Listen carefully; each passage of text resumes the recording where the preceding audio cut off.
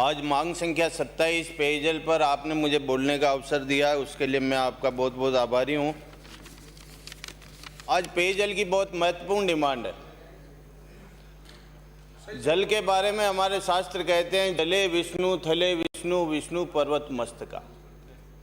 जल को विष्णु का स्वरूप माना गया है और हमारे जो पुरखे थे उन्होंने इस तरह की व्यवस्थाएं की कि जो जीवन के लिए आवश्यक चीज़ें होती है उनको पूजनीय बना के ऐसा धर्म से जोड़ के गए जिससे हम उसका आदर करें और उसको नष्ट नहीं करें, उनको बर्बाद नहीं करें, और इस तरह की व्यवस्थाएं हमारे पुरखों ने की थी। जैन धर्म में भी जल का बहुत महत्व दिखाया गया है और जल के बारे में जितना जल को अगर अपव्यय किया जाता है तो उसको पाप लगता है। इस तरह का वातावरण हमारे पुरखों ने तैयार किया था। लेकिन जैसे जैसे हमारा विकास हुआ,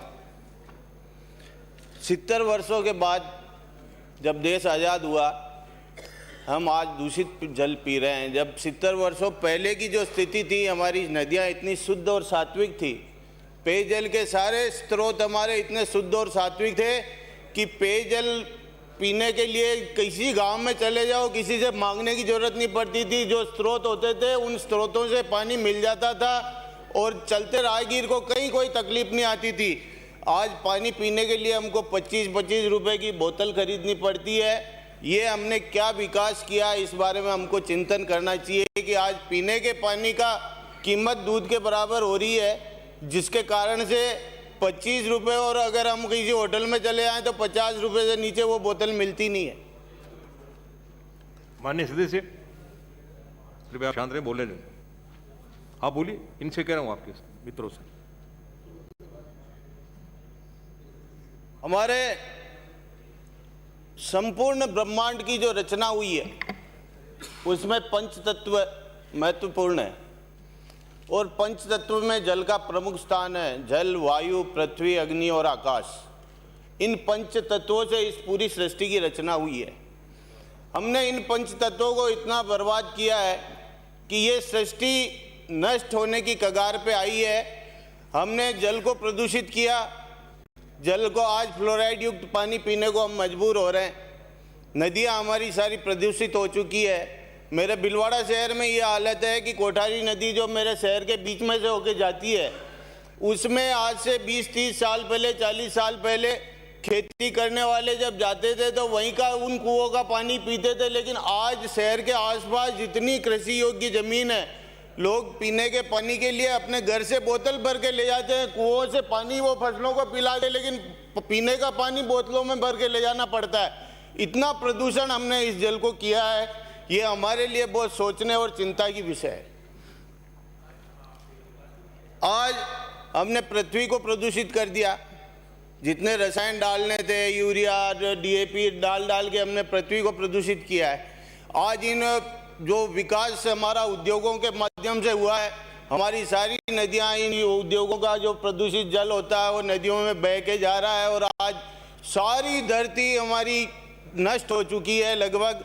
और धीरे धीरे अगर ये प्रदूषण का स्तर बढ़ता गया, आकाश को हमने प्रदूषित कर दिया, हमने वायु को प्रदूषित कर दिया, हम कहाँ पहुँच रहे हैं, हम कौन सा विकास कर रहे हैं, इस बारे में हमको विचार करने की बहुत सख्त जरूरत पड़ी है। हमारे पंच तत्व अगर नष्ट होने के कगार पे पहुँच गए तो ये सृष्टि नहीं रहेगी।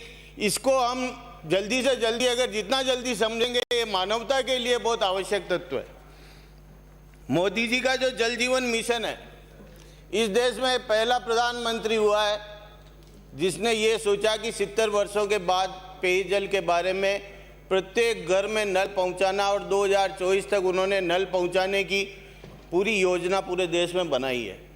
आज हमारे इसके लिए जल संसाधन मंत्री जो हमारे केंद्र के हैं, वो इसके लिए दिन रात काम कर रहे हैं।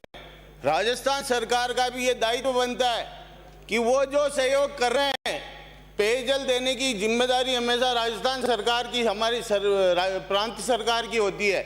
वो जो सहयोग कर रहे हैं उसको सहयोग को लेते हुए इस योजना पर अगर हमने जल्दी से काम किया तो राजस्थान की जो पेयजल की हालत है वो बहुत दयनीय हालत है। और अगर केंद्र से हमने सहयोग लेकर इस योजना में अगर हमने पूरी भागीदारी निभाई तो मैं आपसे निवेदन करता हूं कि हम राजस्थान को एक बहुत बड़ा आत्मनिर्भर पेयजल के मामले में बनाने में सक्षम होंगे। इसलिए मेरा निवेदन है कि प्रधानमंत्री ने बहुत सात्विक भाव से इस योजना को बनाया है, उसी सात्विक भाव को लेते हुए जो भी सहयोग वहां से मिल रहा है उस सहयोग को एक्स्ट्रा मानते हुए हमारी जिम्मेदारी को हम पूरा करेंगे तो जल जीवन मिशन का वास्तव में सार्थकता होगी। इस बारे में आपसे हाथ जोड़कर निवेदन है, इसमें किसी तरह की राजनीति का विचार नहीं करें। मेरे भीलवाड़ा शहर में 40 प्राइवेट कॉलोनियां हैं और प्राइवेट कॉलोनियों के बारे में ये कहा जाता है कि सरकार न तो उनमें पानी देगी न उनमें साफ सफाई की व्यवस्था करेगी। उन 40 कॉलोनियों में मैंने मंत्री महोदय से पहले भी एक बार व्यक्तिगत निवेदन किया था। मेरे शहर में जब हमारी सरकार थी तो हमारी जल संसाधन मंत्री किरण माहेश्वरी पधारी थी और कलेक्टर के साथ बैठ के सारे अधिकारी आए थे। उन अधिकारियों के साथ बैठ के चर्चा हुई कि प्राइवेट कॉलोनियों को पानी देना हमारी जिम्मेदारी है, वो भी आखिर में हमारे ये निवासी हैं। प्राइवेट कॉलोनी के नाम पे हम उनको कितना अलग थलग रखेंगे। 50,000 की आबादी उन प्राइवेट कॉलोनियों में रहती है, कुल 4 लाख की आबादी शहर की है। अगर 20-25% हिस्सा अगर हमारा बिना पेयजल के रहता है, जो चंबल परियोजना से जुड़ा हुआ शहर है, चंबल भीलवाड़ा परियोजना का शहर में हमारे 3 साल से पानी आ रहा है और ये जो प्राइवेट कॉलोनियां है वो 3 साल से पानी नहीं पी रही है। तो वो बार बार डिमांड करते हैं। हमने विधानसभा में भी मैंने 2 बार मुद्दा उठाया, हमारी किरण माहेश्वरी जी ने उनमें स्वीकार किया, सरकार ने स्वीकार किया और यूआईटी को ये जिम्मेदारी दी कि 7 करोड़ रुपया 4 करोड़ रुपया यूआईटी ने पास भी कर दिया, सरकार ने भी वहाँ सैंक्शन दे दी है। 3.5 करोड़ रुपया अटका हुआ है, यूआईटी खर्चा देने को तैयार है। मेरा मंत्री महोदय से निवेदन है, हाथ जोड़कर प्रार्थना है कि इनको अगर आपने पेयजल पिलाया प्राइवेट कॉलोनियों के नाम पे, इस तरह से अगर हमने आडंबर किया कि इनको नहीं दिया जाएगा उनको दिया जाएगा, पानी और बिजली और स्वास्थ्य हमारी जिम्मेदारी है। हमको चाहे वो प्राइवेट कॉलोनी में रहता है चाहे किसी भी कॉलोनी में रहता है, उनको पेयजल की व्यवस्था तो निश्चित रूप से होनी चाहिए। मैं आपसे प्रार्थना करता हूँ, हाथ जोड़कर निवेदन है, इन प्राइवेट कॉलोनियों में आपका एक भी पैसा नहीं निकला है, सारी स्वीकृतियां जारी हो चुकी है, केवल अटका रखा है काम को। और आप इस आज मेरे को जब आप जवाब देंगे तो मेरे को हाथ जोड़ के निवेदन है कि इस समस्या का समाधान तो आपके जवाब में आप निश्चित रूप से करें। मेरे चंबल भीलवाड़ा परियोजना जब अशोक जी गहलोत की सरकार थी, पहली सरकार, उस 12 वर्ष पहले की सरकार में इन्होंने बजट में घोषणा की थी कि चंबल भीलवाड़ा परियोजना को, पूरे जिले को चंबल के पेयजल से जोड़ा जाएगा। 5 वर्ष उनकी सत्ता के निकल गए, कुछ भी काम नहीं हुआ, एक भी विधानसभा क्षेत्र में चंबल का पानी नहीं पहुंचा। उसके बाद अरे रुको साहब, प्लीज आज अध्यक्ष महोदय ने कहा है कि आपको कोई आपत्ति हो तो बाद में बोल देना। उस योजना के 12 वर्ष अब अभी तक पूर्ण हो चुके हैं।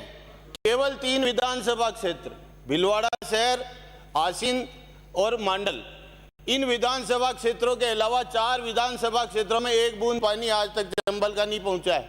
मेरा आपसे निवेदन है, 5 साल में हमने त्वरित गति से काम किया था। हमारी सरकार ने तो 3 विधानसभा क्षेत्र जुड़े थे, अभी हमारे गंगापुर में चुनाव भी है, उपचुनाव के नाम पे ही अगर आपने भीलवाड़ा जिले को प्राथमिकता दी और चंबल परियोजना से जोड़ दिया तो ये भीलवाड़ा जिले की जनता आपका बहुत बहुत शुक्रिया करेगी, आपका आभार व्यक्त करेगी। इसलिए मेरा निवेदन है कि बजट की घोषणा अपने पूरे एक कार्यकाल में तो पूरी कर देनी चाहिए। 2-2 कार्यकाल, ये तीसरा कार्यकाल चल रहा है सरकार का और अभी तक अगर बजट की योजनाओं की पूर्ति नहीं होती है तो ये सरकार के लिए भी चिंता का विषय है और जनता तो परेशान होती है। मेरे भीलवाड़ा शहर में चंबल परियोजना से पहले मैंने विधायक कोष से सैकड़ों नलकूप, सैकड़ों पनघट और सैकड़ों हैंडपंप लगवाए थे। आज चंबल परियोजना आने के बाद वो विधायक कोष का सारा पैसा व्यर्थ जा रहा है और ट्यूबवेलों में पानी है, पनघटों में पानी है, हैंडपंपों में पानी है, लेकिन केवल ठीक करने के नाम पे वो बंद पड़े हैं। किसी में मोटर नहीं है, किसी का बॉक्स खराब हो गया है, किसी में जड़ें आ रही है। तो मेरा आपसे निवेदन है, विधायक कोष का हमको 2 करोड़ तो कुल साल का मिलता है, और उस 2 करोड़ को अगर हम पेयजल में लगाते हैं तो उस पैसे की सार्थकता तभी है जब पानी होते हुए अगर वो बंद पड़े रहते हैं। तो मेरा आपसे निवेदन है कि मेरे विधायक कोष का जितना भी पैसा इन पेयजल व्यवस्थाओं में लगा है उस पैसे को आप वापस जो बंद पड़े हैं उनको चालू करवाएं, जिससे इस पैसे का सदुपयोग हो सके। आज चंबल की जो योजना है, मेरे भीलवाड़ा शहर में 475 किलोमीटर पाइपलाइन बिछी थी, लेकिन शहर 800 किलोमीटर की पाइपलाइन की डिमांड करता है। तो कई जगह अभी पुरानी पाइपलाइन 50 वर्षों पुरानी पाइपलाइन है, जिससे आधे शहर में नई पाइपलाइन से पानी जाता है, वहाँ व्यवस्था ठीक रहती है। आधे शहर में न प्रेशर बनता है तो रोज टूट फूट हो जाती है, एक महीने तक ठीक नहीं होते हैं, पाइप नहीं है इस नाम से। और चंबल और पीएचईडी के बीच में टकराव चलता है। चंबल वाले कहते हैं पीएचईडी वाले करेंगे, पीएचईडी वाले कहते हैं चंबल योजना वाले जाने, इनकी जिम्मेदारी है। ये पेयजल की आपूर्ति की जो व्यवस्था है वो सारी व्यवस्था हमारी इस चंबल और पीएचईडी के बीच में अटकी हुई है।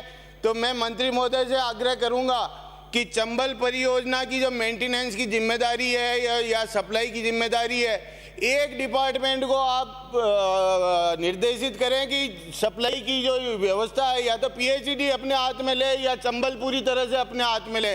जनता जब भी शिकायत करती है चंबल वालों को कहो, चंबल वालों को कहते हैं तो पीएचईडी वालों को कहो। इसलिए मेरा आपसे आग्रह है, आने वाली गर्मी में ये व्यवस्था बिगड़ेगी, आप इनको पाबंद करें कि जो भी जिम्मेदारी है किसी न किसी की आप फिक्स करें, चाहे चंबल डिपार्टमेंट के एसी वहाँ बैठते हैं या तो उनको जिम्मेदार बनाएं या पीएचईडी के एसी को जिम्मेदार बनाएं, जिससे मेरे शहर में सारी व्यवस्थाएं माकूल हो सके। एक बार पुनः आपसे निवेदन करूंगा कि जो जल जीवन मिशन है वो राजस्थान के लिए एक वरदान इस प्रधानमंत्री ने दिया है। इस जल जीवन मिशन को गंभीरता से लेते हुए बिना राजनीति के इस योजना को आप राजस्थान में लागू करेंगे तो निश्चित रूप से राजस्थान की जनता पेयजल के मामले में आत्मनिर्भर बनेगी। आपने मुझे बोलने का अवसर दिया, उसके लिए बहुत बहुत धन्यवाद। जय हिंद, जय भारत।